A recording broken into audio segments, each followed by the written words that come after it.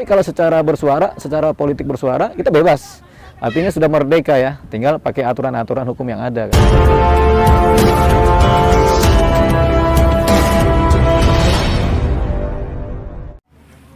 Oke, Bang Olip, bisa ceritain nggak? Ya, baru-baru main-main ini kan ada aksi pergerakan mahasiswa nih, anak muda yang ikut demo BBM. Bisa ceritain nggak pergerakan zaman waktu Bang Olip masih kuliah sama sekarang itu bagaimana sih? Perbedaan pergerakan ya, pergerakan mahasiswa ya. Kalau zaman dulu kan memang yang mau dikerjakan adalah, mau didemonstrasikan adalah persoalan perubahan kepemimpinan ya, kepemimpinan dari Pak Harto kepada era baru. Waktu itu kita nggak tahu era barunya siapa, tapi tujuannya sama, hampir seluruh bangsa Indonesia tujuannya karena terjadi berbagai macam gejolak dan penurunan situasi ekonomi di masyarakat dan jadi susah. Karena dolar tiba-tiba melambung tinggi dan belum pernah terjadi sebelumnya, sehingga apalagi udah kepemimpinan pada waktu itu memang begitu otoriter, begitu kekuasaan dan begitu kronisme terjadi, sehingga masyarakat pada waktu itu ingin bergerak. Cuman mulai dari mana? Tentunya karena dulu mahasiswa itu kan nggak boleh keluar kampus. Jadi pelan-pelan kita giring mahasiswa nih, karena aku jadi aktivis pertama yang mulai kita giring tuh, bikin scam kelompok-kelompok mahasiswa, walaupun belum boleh keluar kampus tahun 93, 94, 95, sampai akhirnya 95 percobaan kita keluar kampus dari UI, kita coba ke Kejaksaan Agung, demo sekali pun itu bis demo juga dibawa ke Polda, langsung kita ditatar di Polda tuh baru sekali, karena nggak boleh kan demo keluar kampung, tapi nggak apa-apa. Kemudian terjadi gejolak juga, peristiwa-peristiwa kayak politik ya, peristiwa PDI di PDI-nya Mega sama PDI Suryadi juga kemudian berpersoalan. Nah itu kemudian berkumulatif dan ya timbullah PRD, timbul macam-macam kan, sampai timbul akhirnya pergerakan mahasiswa yang murni. Tapi pergerakan mahasiswa murni juga semua ditunggangin sebenarnya. Saya pun ketika jadi aktivis ya memang ditunggangin juga oleh kepentingan politik. Tapi politik itu kan cuma ada 3 partai. Masuk ke 3 partai, siapa nunggangin kita juga nggak tahu, tujuannya sama lah. Tapi yang nunggangin mungkin masyarakat juga, karena udah nggak puas dengan situasi waktu itu. Jadi pendekatannya adalah demonstrasi untuk kepentingan penggulingan kekuasaan. Pak Harto berusaha digulingkan, diganti dengan yang baru.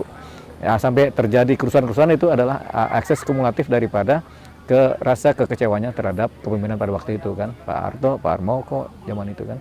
Nah, kalau zaman sekarang, mahasiswa sekarang, ini kan udah reformasi, udah lama dari tahun 98 reformasi sampai sekarang. Paling yang tinggal adalah manajemen pemerintahan yang belum memuaskan masyarakat. Manajemen pemerintahan ini ya timbullah korupsi baru. Tapi kalau secara bersuara, secara politik bersuara, kita bebas. Artinya sudah merdeka ya, tinggal pakai aturan-aturan hukum yang ada kan.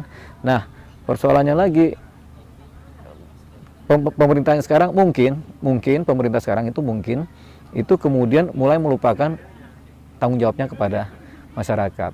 BBM lah dinaikkan, inilah ada persoalan, kepolisian lah kemudian timbul korupsi, timbullah macam-macam jagoan-jagoan baru ya, yang dulu mungkin nggak pernah ikut merasakan bagaimana susahnya mahasiswa zaman dulu itu melakukan pergerakan untuk mengembangkan kekuasaan lama. Nah, pemangku jabatan sekarang mungkin sudah mulai nggak ingat lagi, mungkin sudah mulai nggak ingat sama persoalan-persoalan kenegaraan sama kebangsaan. Sama juga masyarakatnya juga udah mulai terkotak-kotak kemarin kan, ada yang mulai radikal, ada yang mulai kemudian berpihak kepada agama tertentu kan, sehingga terkotak. Nah, ini kemudian menimbulkan di dunia mahasiswa juga perpecahan. Tapi kemudian mereka mulai dipersatukan dengan persoalan kenaikan BBM. Padahal kenaikan BBM ini ya standar aja. Mungkin karena mengurangi subsidi kepada masyarakat, BBM naik. Tapi kan persoalannya kan itu juga menderita buat rakyat kan. Nah, nggak tepat situasinya, pemerintahan lagi banyak yang mungkin ya ada korupsinya, ada ininya, sehingga akhirnya mahasiswa bergejolak. Apakah bergejolak secara penuh kolosal? Jawabannya belum tentu, karena nggak semua kota itu ada mahasiswa bergerak, nggak semua juga universitas atau akademi itu bergerak. Sifatnya ya parsial aja, jadi sporadis saja. Ini juga akan selesai dengan waktu, jadi energinya nggak begitu banyak, karena nggak cukup bensin untuk membakar mereka. Apalagi kan karena COVID kemarin, kelompok mahasiswa ini kebanyakan udah sekolah online. Karakter online ini berubah juga karakter aksi kemahasiswaan, sehingga ya sudah, ya sporadis saja, kecil-kecil aja. Nggak tahu ke depannya. Tentunya negara juga punya antisipasi terhadap pergerakan mahasiswa yang sekarang ya.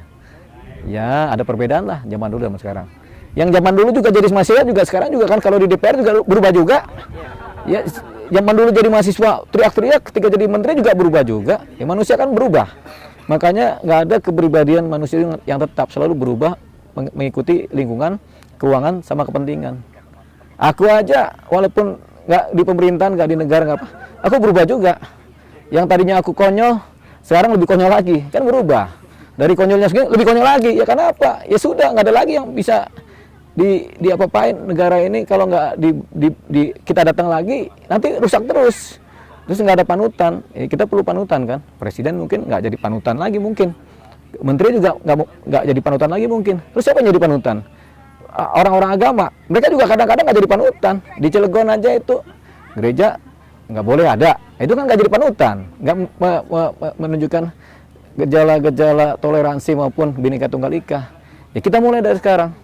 Mungkin saya akan mencoba membuat suatu rangkaian influence pengaruh kepada generasi muda supaya ayo kita kembali kepada toleransi, kepada Bhinneka Tunggal Ika, kepada bendera kita merah putih, merah dan putih. Bukan bendera lain, bukan bendera dari kampung mana atau dari negara mana, bukan, tapi bendera merah putih. Bukan juga bendera Arab, bukan juga bendera Israel, tapi bendera merah putih. Itu dari saya. Pertanyaan lanjut. Aku selalu kagum dengan ini. Ya. Terus kalau mahasiswa yang sekarang itu kan kadang-kadang tidak melihat tujuannya yang sebenarnya gitu. Sementara yang dulu mereka benar-benar mempunyai tujuan yang pasti gitu kan, untuk sesuatu gitu. Menurut abang gimana nih? Kenapa harus dikit-dikit demo, Apakah tidak ada jalan lain? Ya, sebenarnya bukan dikit-dikit demo. Banyak-banyak demo, yang benar begitu. Ya kan? Banyak-banyak demo, tapi kan esensinya nggak ketemu. Kenapa nggak ketemu? Karena target pemersatu demonstrasi itu nggak ada. Mahasiswa berdemo berdasarkan kepentingannya, kepentingan kelompoknya, kepentingan radikalnya, kepentingan moderatnya, itu kepentingannya ya itu aja, sehingga nggak satu. Apalagi komunikasi antar kelompok mahasiswa juga nggak tampak. Misalnya dari kampus ini sama kampus ini nggak ada persatuan lagi masing-masing. Udah gitu kan, makin kita punya handphone, makin kita punya TikTok, main aja TikTok sama handphone itu, kagak ada demo-demonya. Makanya banyak-banyak demo juga nggak punya nilai. Apalagi sekarang media juga mainstreamnya juga kadang ada demo besar nggak diekspos, demo kecil diekspos, demo besar nggak diekspos, kan begitu aja. Jadi demonstrasi karena sudah diberikan kebebasan sehingga nilai demonstrasinya berkurang. Nah kalau nilai demonstrasi berkurang, apa yang kita lakukan? Ya sudah, demonstrasi kita melalui media sosial aja sebenarnya paling benar ya. Ngapain kita demonstrasi kemudian datang ke DPR? Nggak ada gunanya. Orang kemarin yang demonstrasi di DPR-nya sendiri, anggota DPR pada ulang tahun. Kan nggak ada gunanya. Ya kan? Yang penting mahasiswa demonstrasinya ya di media sosial, di TikTok kayak, di Instagram kayak, bikin cerita status yang kemudian bisa mempengaruhi masyarakat Indonesia, pola pikir. Jadi demonstrasi yang benar sekarang demonstrasi pola pikir. Cukup 1-2 orang aja yang menjadi influencer yang mempengaruhi demonstrasi. Tapi nggak usah lagi kita demo merusak ini, teriak anak, nggak ada gunanya. Dampaknya nggak ada. Tapi kalau kita pengaruh di media sosial, nyata pengaruhnya. Sehingga pemerintah bisa berubah. Kan sekarang berubah, pola-pola kerja juga, pola-pola mempengaruhi orang kan berubah. Kalau zaman tahun 98, 96, ya karena nggak ada media sosial, ya demonstrasi dulu, sehingga disorot TV, baru turun ke jalan, baru rame.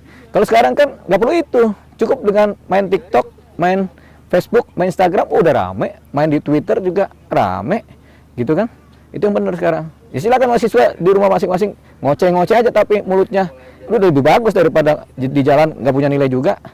Di jalan capek, nanti ketabrak truk, marah, mati kan gitu kan. Ketabrak taksi diomelin kan gitu kan. Ada orang sana pakai baju beda, berantem lagi kan gitu. Ya, mending begitu aja. Kembali ke dunia medsos, karena sekarang dunia media sosial. Itulah pengaruh paling besar. Oke Bang Lahir, apa harapan dan pesan Abang untuk generasi milenial sekarang, para mahasiswa Bang? Ini generasi milenial apa generasi X sih? Kemarin kan ada generasi X. Kalau yang sekarang milenial. Ya, harapan ke generasi milenial itu umur yang berapa ya? Yang mahasiswa gitu Bang. Oh, mahasiswa sekarang. Ya belajar yang rajin lah. Belajar yang rajin, perkuat ilmu pengetahuan, perkuat juga kemampuan di dunia media sosial. Yang paling penting perkuat kejujuran dan kebenaran. Kejujuran dan kebenaran. Mahasiswa harus jujur dan benar. Jangan pernah nyontek lagi. Cukup kami aja yang nyontek zaman dulu, ya kan bisa lulus. Kalau kalian jangan pernah nyontek. Kenapa? Banyak CCTV. nanti DO kan begitu kalau nyontek kan. Ya. Oke. Salam dari pengacara Merah Putih dari Dewa Lupa Project. Salam Merah Putih. Jangan lupa juga nonton Satu Nusantara dan jangan lupa juga like YouTube Dewa Lupa Project sama medsosnya tentunya ya, Instagram sama TikTok. Ya. Terima kasih.